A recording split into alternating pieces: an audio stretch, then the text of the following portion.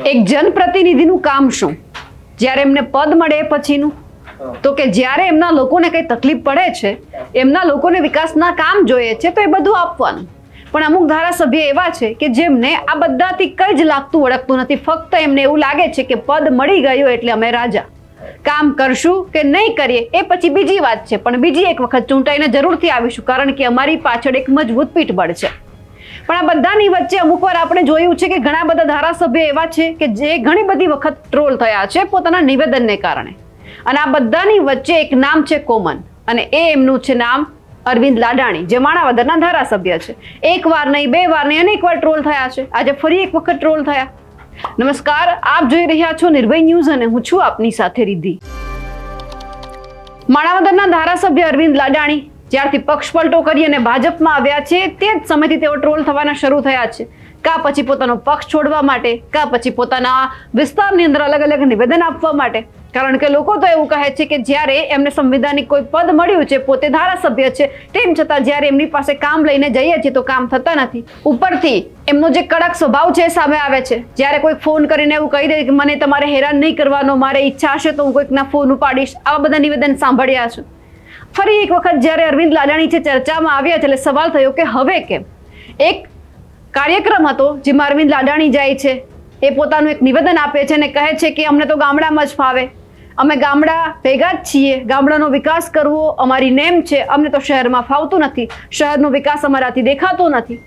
પણ આવા ધારાસભ્યને અમે એ પણ કહેવા માંગીએ છીએ કે એક વખત તમે શહેરમાં આવો, મુલાકાત લો, જેથી ખબર પડે કે શહેરનો વિકાસ કઈ રીતે થયો છે. એમાંથી તમે 50% શીખશો, ત્યારે જઈને તમે તમારા ગામડાને એક આદર્શ ગામ બનાવી શકશો, તમારા ગામડામાં વિકાસ કરી શકશો.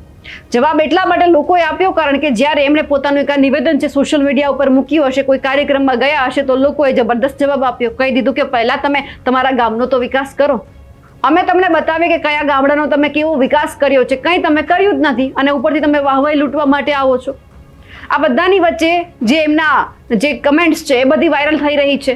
લોકો એમનો સોશિયલ મીડિયા ઉપર ઉધડો લઈ રહ્યા છે. બીજી બાજુ સાહેબ છે જવાબ આપી રહ્યા છે, તે પણ સાંભળીએ. અમારા જ ગામના રમેશભાઈ ડાંગર, સરપંચશ્રી, ઉપસરપંચશ્રી, પીજીવીસીએલ નો સ્ટાફ, સ્કૂલનો સ્ટાફ, ગામના તમામ વડીલો, મિત્રો અને બાળકો. આમ તો દિનેશભાઈએ ઘણી ચોખવટ કરી, અમે ગામડા ભેગા જ થઈએ, ગામડાનો વિકાસ કરવો એ જ અમારી નેમ છે. મિત્રો, હું આજે પણ ગામડામાં જ રહું છું, દિનેશભાઈ ગામડામાં રહીએ. સિટીમાં અમને ફાવતું નથી, સિટીનો વિકાસ અમારાથી દેખાતો નથી. મને આજે એક આનંદ થયો કે તમારા ગામનું પ્રાથમિક શાળાનું શિક્ષણ ઘણું બધું જીવન છે. અમુક ગામમાં હવે છોકરાઓને સિટીમાં મોકલી દે એટલે બીજું શું થાય? આજ તમારા ગામનો સ્ટાફ સારો છે, આવી નવી બિલ્ડિંગ બને એટલે આપણે થોડુંક વાલી તરીકે વિચારવું જોઈએ કે ભાઈ છોકરાઓને અહીં ભણાવીએ. ભાઈ તમને ખબર હોય તો ન્યાથી શિક્ષક રાખેના પગાર કેટલા હોય ને આના પગાર કેટલા હોય, ખાલી આપણે ન્યાથી બુદ્ધિ બગાડીએ. પ્રાઇવેટમાં જે શિક્ષકો રાખતા હોય એનો પગાર 8,000 10,000 હોય. આ બધા સરકારના કાયમી કર્મચારી છે. અને મિત્રો, એક તમને ખાસ કહી દઉં કે શિક્ષણ જગતની અંદર જે શિક્ષકો જેટલા વ્યવસ્થિત હોય એટલો કોઈ કર્મચારી ક્યાંય ના હોય. તમારા આચાર્યનું મેં હમણાં ધ્યાન દોર્યું, દીકરીઓ જે રાસ લેતી હતી, બુંગણ હલી ગયું, સાહેબ ન્યા આવીને હમું કહ્યું, ત્યાંથી તમે બુદ્ધિ બગાડી. આ લોકો કેટલા બધા જાગૃત હોય. વિશેષ તમારા ગામના જે કાંઈ વિકાસના કામમાં કાંઈ એમ ભેગા થઈએ. તમારો એક જે અહીંયા કણજડી ખોખડાની વચ્ચેનું એક પુલિયું 75 લાખના ખર્ચે 4 દિવસ પહેલા આપણને એનો જોબ નંબર મળેલો. આ સિવાય જ્યાં જ્યાં જરૂર પડે તમારા રમેશભાઈ છે, સરપંચ છે, ગમે એને કહેજો, અમે તમારા ભેગા જ આપી દઈશું.